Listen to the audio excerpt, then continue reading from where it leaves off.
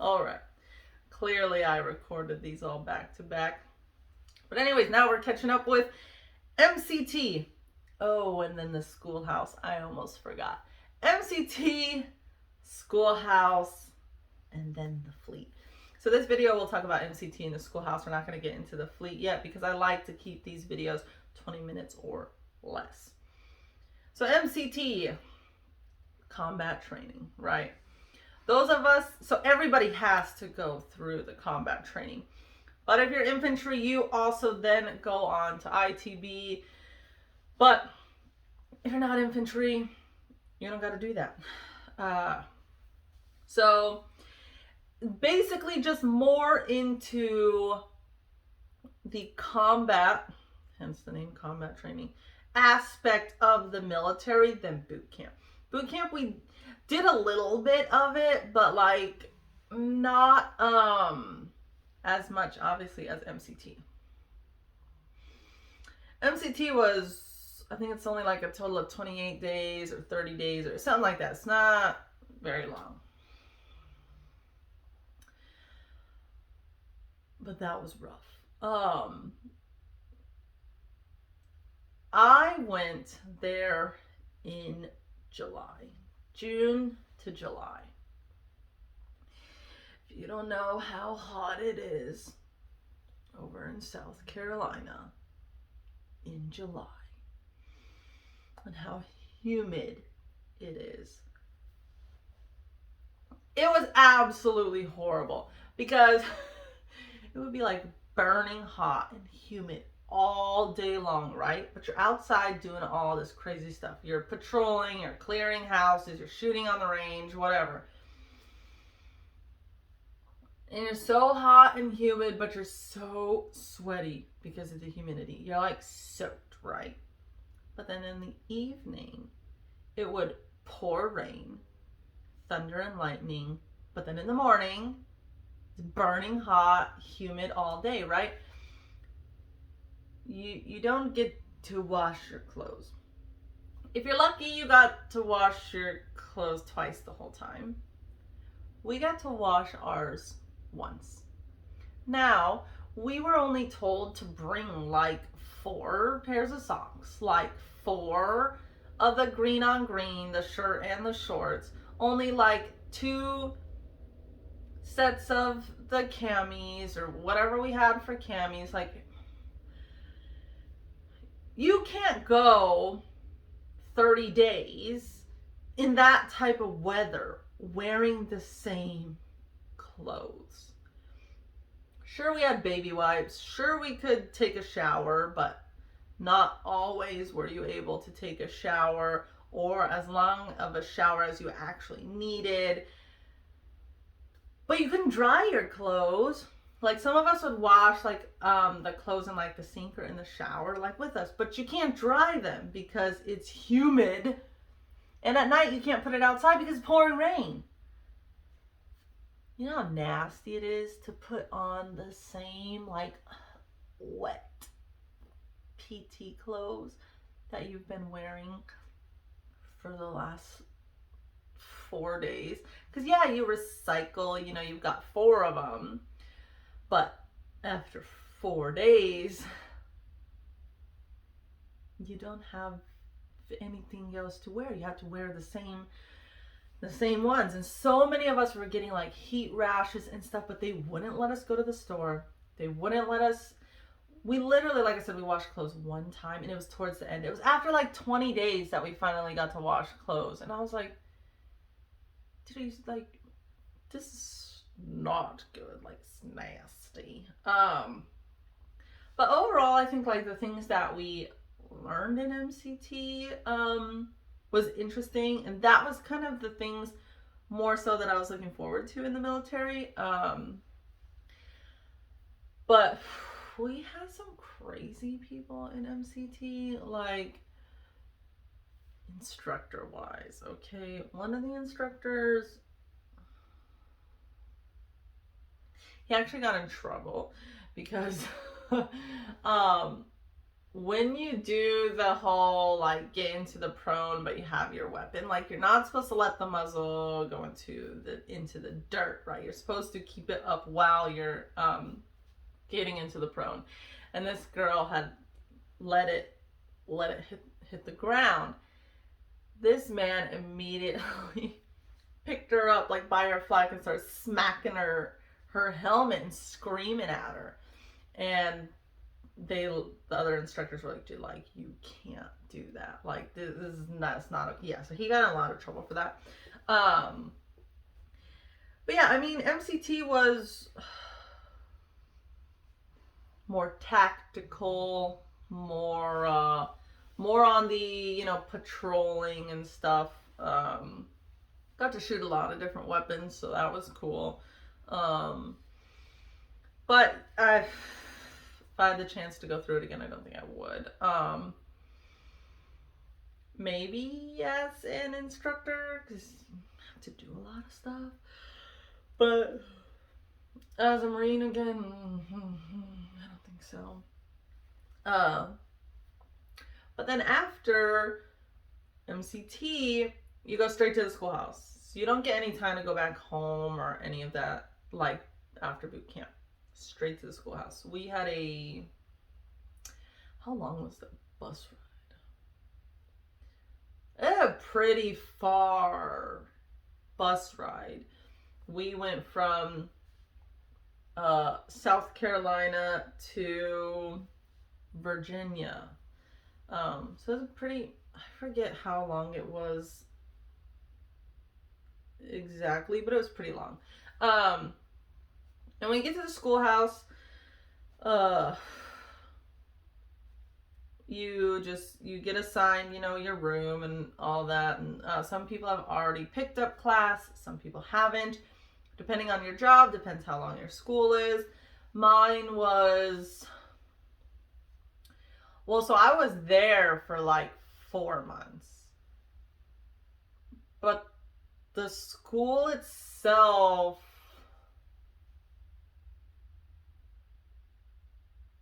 well, it wasn't very long. But you had to wait like, I think the school was like 3 months, 2 or 3 months, but most of us were waiting like a month to 6 weeks to pick up a class. So when you don't have a class, you basically PT in the morning, you go to chow, you clean your room. It was really boring waiting to pick up class, because like you couldn't just leave and go hang out somewhere or go hang out with friends or leave base or anything like that. So it was very boring. But there was a gym and stuff. There was other people, but until you picked up class, it was really boring. Now we had the guy that was like in charge of the like intake of the schoolhouse. I forget what it's all called. But the guy who's like in charge of the people who have yet to pick up class, who's waiting to pick up class. The MAT platoon. Yeah, Marines like awaiting training, something like that. Yeah, I think it was a staff sergeant. That man was making us run like 6 miles every single day. For someone who barely passed that 1.5 miles and barely passed the 3 miles in boot camp, you think I'm running 6 miles? You're out of your mind. Now, this is something we'll get more into detail when we talk about the fleet, because it didn't get worse until then. But in boot camp, backtracking really quick, I started having really bad foot pain and foot problems and stuff. And the drill instructor said, like, don't worry about it right now. It's probably your feet just trying to get used to the boots. If in a month it doesn't go away, then let us know, right? So it never went away. The pain never stopped. And I went to see a doctor, and they were just kind of like, well, might just be the boots. might just be whatever. Maybe it's, this and that. So then I get to Schoolhouse and I see the doctor again. And they tell me that I have, like bunions, which those of you who don't know what that is, it's kind of like, imagine the knuckle here, and this is your foot. But since our shoes squish our feet, it ends up this bone and stuff sticking out and growing extra. All sorts of weird stuff starts happening, right? For some people, it never causes any pain for them at all, and they live with them for their whole entire life. For people like me, it caused a lot of pain. Those of you that are watching this and know that you really shouldn't be getting that surgery, well, nobody told me that until after I already got the surgery, okay? So the guy at the Schoolhouse was like, you're gonna need surgery. And I was like, okay, cool. He was like, wait until you get to the fleet, because if I do it here, they're gonna hold you back. You won't be able to start class until you get those surgeries. That, like, I would have been there for like a year. And so I was like, okay. So they put me on like light duty because I couldn't be running no 6 miles every single day. And so I went through the Schoolhouse. Some of these people in the Schoolhouse, okay. I couldn't freaking stand this girl. She was like top of the class. Right, our teacher like loved her. It was really kind of weird. He was I think he was a staff. So he was either a sergeant or a staff sergeant at the time. And he was like had this weird obsession with her, right? And she was underage. And so was my roommate at the time. These people were running up and down the halls at like 2 in the morning. I don't know how they didn't get in trouble. Yelling and screaming and stuff. And then they come to my room and they start taking shots. So I kicked them out and I started yelling at them. I was like, I'm not losing my rank and getting in trouble because you guys are in here drinking. Like, get the fudge out of the freaking room before I walk you to the duty hut myself. And at first they're like, oh, no, like, why are you acting like that? I'm like, because you're underage and I'm going to lose rank if I know you're freaking sitting here drinking and you're not supposed to. They were even like running upstairs to like the 3rd floor, like whatever floor the guys were on. I honestly don't know how these people didn't get caught, didn't get in trouble. I don't know what the heck was happening, okay? But it was ridiculous. A lot of weird stuff happened at the Schoolhouse, okay? I guess, bored Marines, but yeah, so when the Schoolhouse graduation came, it was straight off to your unit. Yeah, so okay, we'll briefly get into the fleet. I went from Virginia to 29 Palms, California. And for those of you who don't know where or what 29 Palms, California is, this is LA, San Diego, this is Las Vegas, this is the desert, and boom, there's 29 Palms. It was about a 2.5, 3 hour drive either direction, to LA or to Las Vegas. For some people that was great, because on the weekend they'd go to Vegas or they'd go to LA. But it was in the middle of nowhere. The closest Walmart to us was like a 40-minute drive, okay? Palm Springs was about an hour and a half. Again, depending on how fast you drive and all that jazz. But about an hour and a half to get to Palm Springs, okay? So if we wanted to go to the mall or anything like that, we had to go to Palm Springs. So drive an hour and a half to the mall. But yeah, so 29 Palms. Horrible duty station for first time enlisters, whatever you want to call it. I think the Marine Corps should have a rule that 29 Palms should not be allowed to be somebody's first duty station. 29 Palms is like where dreams go to die. I don't think the Marine Corps understands how many people, which I know that they know how many people, but I don't think they really understand how many people have killed themselves being on that base. How many people who have like freaking just ran away or never came back from leave because of how horrible the place is. All the people who are depressed and hate their lives. How many people decide from that one duty station that they will not reenlist because of how bad it is there? Now, if we had better leadership and maybe some better things to do on base or some more things around us, it wouldn't have been so bad.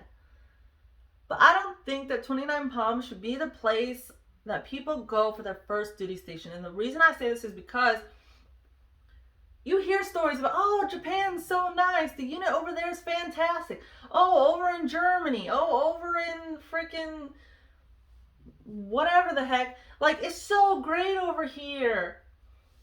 Okay, if I would have went to Japan first, or so many of us would have went to Japan first, or would have went to Germany first, or even would have went to the East Coast first, or Hawaii, or whatever, we would have known and experienced for ourselves better units, better bases, better countries, just better everything, that even if we got sent to 29 Palms after, like as our second duty station or third, whatever, we have the experience of, oh, I have options to go to a better place after 29 Palms.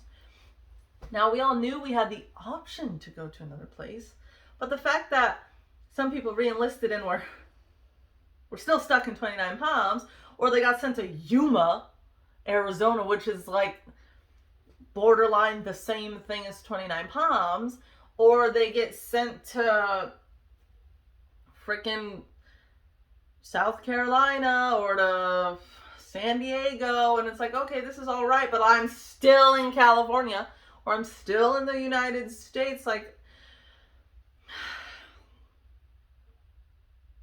that place just was like soul draining. And then when you are at a horrible duty station, and then you also have a horrible unit, a horrible chain of command, it just piles on top of everything. Like, I originally wanted to do 20 years. I wanted to be a chief warrant officer. But based off how, no, sorry guys, leave it. Based on how my 3 years and 9 months or whatever that I was in, had I not had that surgery, I would not have re-enlisted. I wouldn't have. It was, like I told you guys, I don't regret joining, but I wish it would have played out so different. Like, we'll get into it in the next videos because it's a lot to unpack. It's a lot to go through, and some of you are probably going to be stressed listening to this. We'll talk about the surgery. We'll talk about the fact that I had to get on some medication. We will talk about my alcoholic roommate that went to rehab more than once. Yeah, we're going to get into all of it. But for now, that's the end of this video. If you're enjoying this, please consider subscribing or dropping a comment below. If there's anything that I have discussed briefly previously and you want me to go a little more in depth, then by all means, leave a comment and I can always create another video. But for now, I will see you guys in the next video.